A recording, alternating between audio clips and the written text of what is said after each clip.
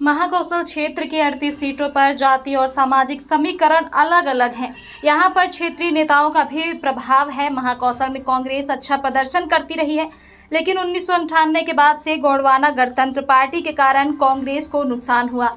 इससे कांग्रेस का परंपरागत आदिवासी वोटर भाजपा की तरफ शिफ्ट हो गया, जिससे महाकौशल में भाजपा को 2003 से विपक्ष से दुगनी सीट पर जीत मिलती रही। 2018 के पहले गोंडवाना गणतंत्र पार्टी दो गुटों में बंट गई और भाजपा का परंपरागत शहरी और आदिवासी वोटर कांग्रेस की तरफ शिफ्ट हो गया, जिससे कांग्रेस फिर मजबूत हो गई। महाकौशल क्षेत्र में प्रदेश के जबलपुर, छिंदवाड़ा, कटनी, सिवनी, नरसिंहपुर, मंडला, डिंडोरी और बालाघाट जिले आते हैं। 2018 में इन 8 जिलों की 38 विधानसभा सीटों में कांग्रेस ने 24 और भाजपा ने 13 सीट और 1 सीट कांग्रेस से बागी निर्दलीय ने जीती। यहाँ पर आदिवासी वर्ग के लिए 13 सीटें आरक्षित हैं, इसमें से 11 कांग्रेस और 2 भाजपा ने जीती। अब कांग्रेस के सामने आदिवासी वोट बैंक को बचाने और भाजपा के पास छिटने आरक्षित वोटरों को दोबारा अपने साथ लाने की है। इसके लिए दोनों ही पार्टियां पूरा जोर लगा रही हैं। भाजपा आदिवासी वोटरों को साधने के लिए पिछले 2 साल से तैयारी में जुटी हुई है। राजनीतिक जानकारों का मानना है कि जो महाकौशल फहद कर लेगा वही दल सरकार बनाएगा। गोंडवाना गणतंत्र पार्टी और बसपा ने 2023 के विधानसभा चुनाव में गठबंधन किया है। इस पार्टी का गठन अविभाजित मध्य प्रदेश में 1991 में हीरा सिंह मरकाम ने किया था। इस पार्टी ने 1998 में 1 सीट जीती थी। इसके बाद 2003 में अपना अब तक का सर्वश्रेष्ठ प्रदर्शन कर 3 सीटें जीती। इसके बाद पार्टी लंबे समय तक एकजुट नहीं रह पाई।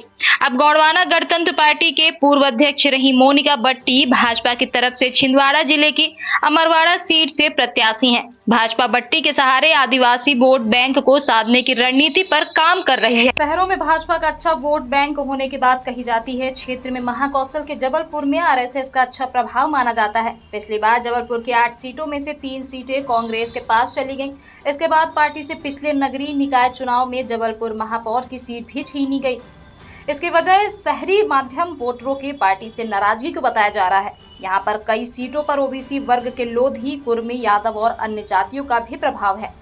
महाकौशल क्षेत्र पूर्व सीएम और पीसीसी चीफ कमलनाथ का गढ़ है। अब भाजपा ने महाकौशल की नरसिंहपुर सीट पर केंद्रीय मंत्री प्रहलाद पटेल को प्रत्याशी बनाया है। पिछली बार छिंदवाड़ा जिले की सभी 7 सीटें कांग्रेस ने जीती थी, वहीं उनका प्रभाव आसपास के जिलों की सीटों पर दिखा। यही वजह रही कि नरसिंहपुर की 4 में से 3, सिवनी की 4 में से 2, बालाघाट की 6 में से 3 सीट कांग्रेस जीती।